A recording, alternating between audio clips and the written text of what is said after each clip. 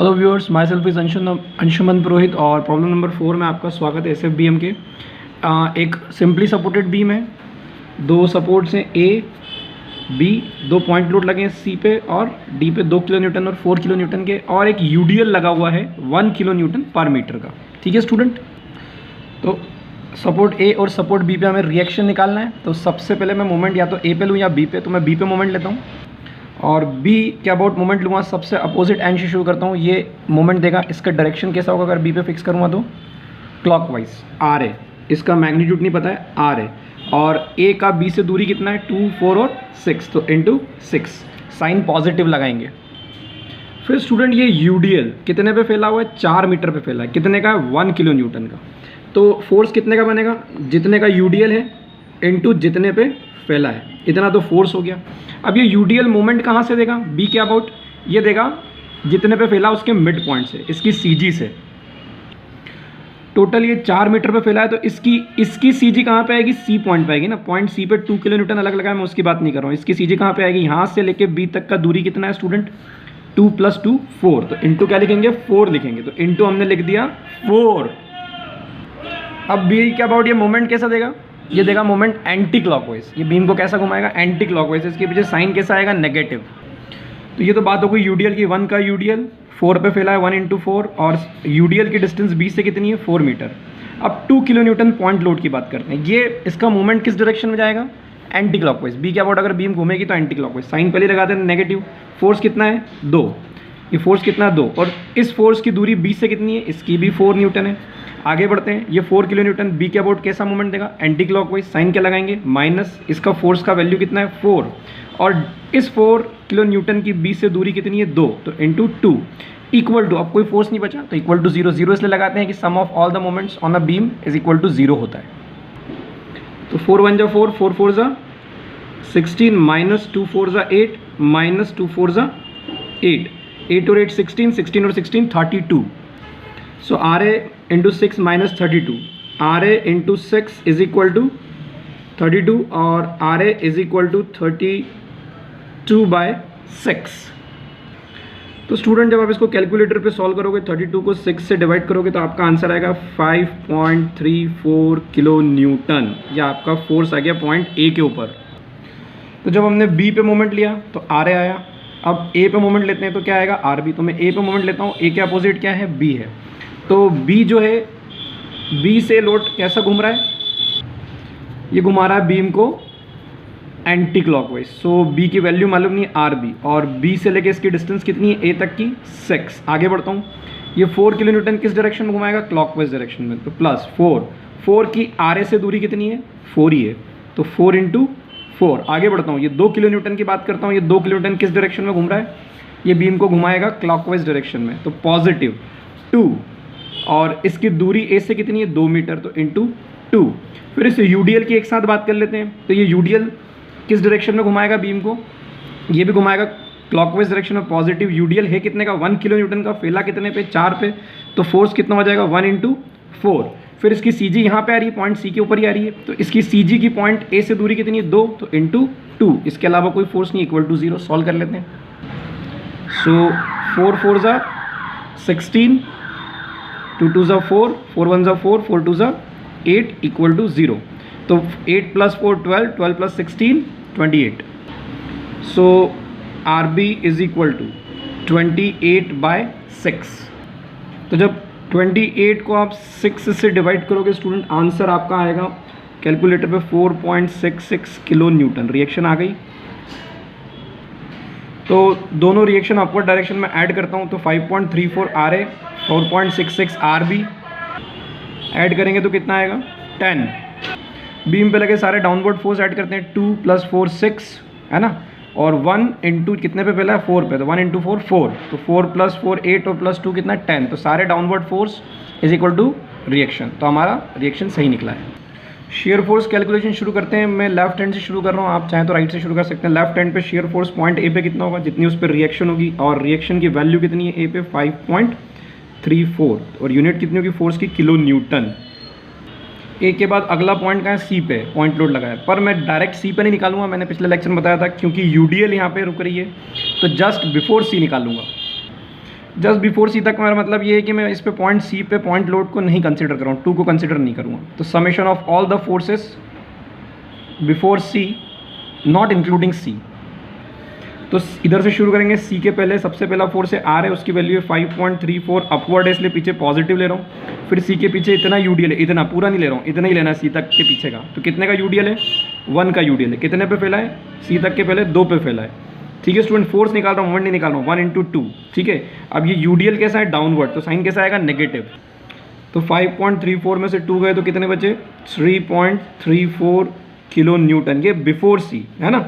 सी में, सी से बिफोर सी कब निकालना है? मैंने पिछले लेक्चर में बताया, अगर यूडीएल जहाँ पे रुक रही हो वहाँ पे पॉइंट लोड हो तो बिफोर सी यानी कि उस पॉइंट लोड को पहले कंसिडर नहीं करना है। डायग्राम में आपको और अच्छे से समझ में आएगा आगे। अब निकालेंगे shear force at point C. इसका मतलब है कि सी के पहले जितने भी फोर्स हैं उनका समेशन करना है इंक्लूडिंग सी, सी को भी साथ में रखना है जो सी पे पॉइंट लोड है। तो वही सी से इधर से शुरू करेंगे। सी के पहले सबसे पहला फोर्स कौन सा आ रहा है? आर है, जिसकी वैल्यू 5.34 अपवर्ड तो पॉजिटिव। फिर ये 1 किलो न्यूटन डाउनवर्ड है, वैल्यू 1 है, और कितने पे फैला है? सी तक। सी तक की दूरी 2 है, तो इतना फोर्स लग रहा है। फिर सी पे खुद फोर्स लग रहा है 2 kilo Newton downward negative. Solve कर लेते हैं, इसको सॉल्व करेंगे तो आंसर आएगा 1.34 किलो न्यूटन। ठीक है ना, 2 और 2 4, 5.34 में से 4 जाएंगे तो 1.34। अब निकालेंगे shear force just before D. क्यों? क्योंकि यूडीएल जो है डी पे खत्म हो रही है और वहाँ पे पॉइंट लोड है, तो उस पॉइंट लोड को कंसिडर नहीं करना है। तो डी के पहले जितने भी फोर्स हैं उनका समेशन लेना है, एल्जेब्रिक सम लेना है। तो सबसे पहले आ रहे हैं अपवर्ड, तो 5.34 पॉजिटिव। फिर ये यूडीएल पूरा यहाँ तक ही आ रहा है आपकी बार, और इसका फोर्स का डायरेक्शन डाउनवर्ड है, यूडीएल का फोर्स का डायरेक्शन डाउनवर्ड है। फोर्स कितने का है? 1 का। फैला कितने पे? डी की अगर बात करें यहाँ से यहाँ तक डी तक देख रहे हैं तो पूरा 4 पे फैला है, तो इंटू 4।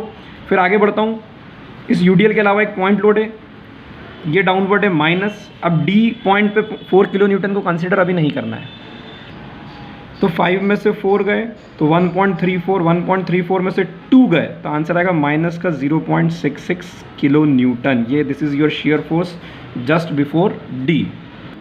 अब shear force at point D अगर मैं निकालूं तो इतनी इक्वेशन सेम आएगी अगर आपका जजमेंट चल रहा हो तो, है ना। डी के पहले जितने भी फोर्स हैं, सबसे पहले आ रहे हैं, अपवर्ड है पॉजिटिव, फिर 1 किलो न्यूटन है जो कि 4 पे फैला है, तो फोर्स कितने का बनाएगा? डाउनवर्ड है तो माइनस का 1 × 4। फिर ये 2 किलो न्यूटन भी डाउनवर्ड है, माइनस का। आपकी बार क्योंकि पॉइंट डी पे निकाल रहे हैं तो इस 4 किलो न्यूटन को और कंसिडर कर लेंगे। तो कितना आंसर आएगा? जब आप इसको सॉल्व करोगे तो आंसर आएगा माइनस का 4.66 किलो न्यूटन। ठीक है स्टूडेंट, 5.34 ऐसा का ऐसा,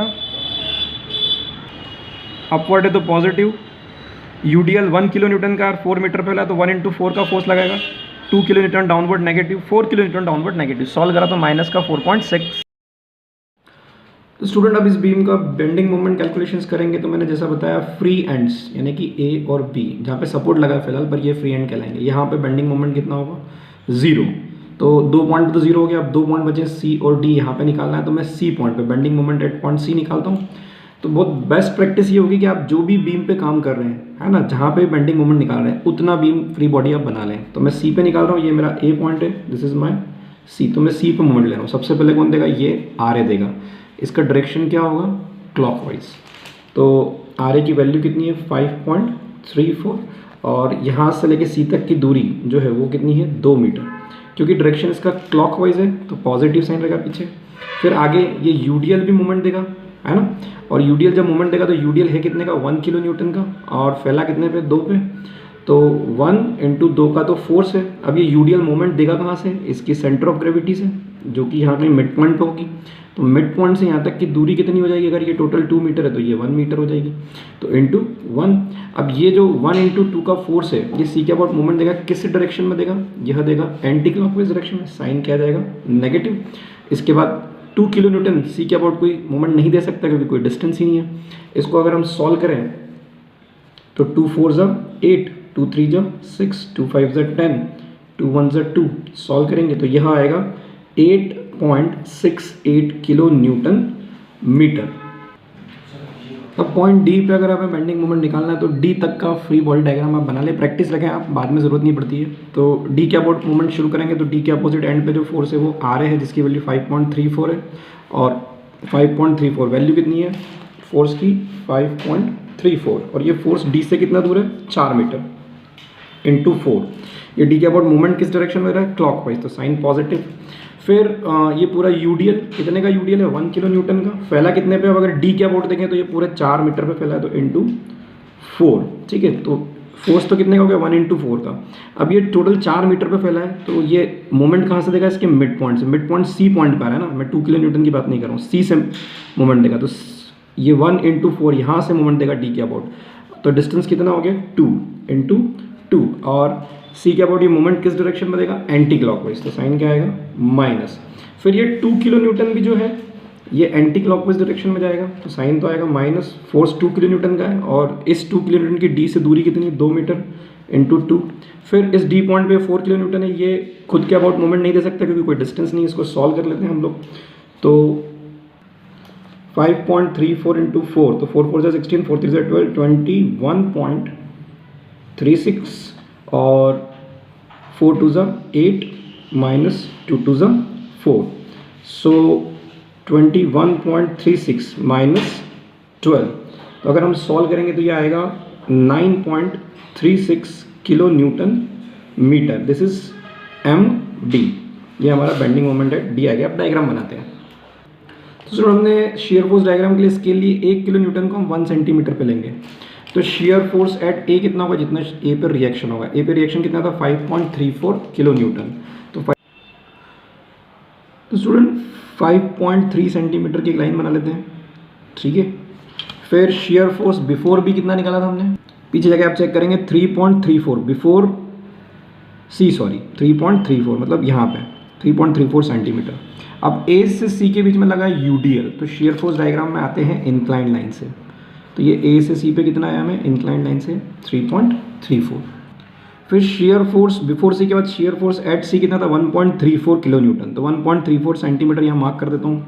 तो 3.34 बिफोर सी से एट सी जाऊँगा, तो 3.34 से कहाँ जाऊँगा, 1 यहाँ तक आएंगे, 1.34 किलो न्यूटन, है ना। ये बिफोर सी था और ये एट सी था। फिर बिफोर डी कितना निकाला था हमने, बिफोर डी हमने निकाला था माइनस में 0.66 किलो न्यूटन। तो माइनस में 0.66 किलो न्यूटन, तो 0.66 सेंटीमीटर। तो अब सी से डी के बीच में लगा यूडीएल, तो हम जाएंगे इंक्लाइन लाइन से सी से डी तक। तो ये वैल्यू कितनी हो गई, 0.66 किलो न्यूटन। फिर शेयर फोर्स एट डी कितना था, माइनस 4.66। तो ये 4.66 का मैंने एक पॉइंट पहले मार्क करा, ठीक है। अब यहाँ से 0.66 से उस पॉइंट तक हमें पहुँचना है। तो ये आ गया मेरा 4.66 किलो न्यूटन, ठीक है स्टूडेंट। फिर शेयर फोर्स एट बी कितना है, 0 है। और क्योंकि डी से बी के बीच में कोई फोर्स नहीं लगा हुआ है, तो हम कैसे जाएंगे, हम जाएंगे हॉरिजॉन्टल लाइन से। कैसे जाने वाले हैं हम, will go bye horizontal line, ठीक है। डी से बी के बीच में कोई शेयर फोर्स नहीं है। फिर बी पर आकर शेयर फोर्स को कितना कर देना है, बी पर आकर शेयर फोर्स को हमें 0 कर देना है। तो ये हमारा शेयर फोर्स डायग्राम हो गया। तो ये तो हमारा हो गया शेयर फोर्स डायग्राम। अब हम बनाएंगे बेंडिंग मोमेंट डायग्राम।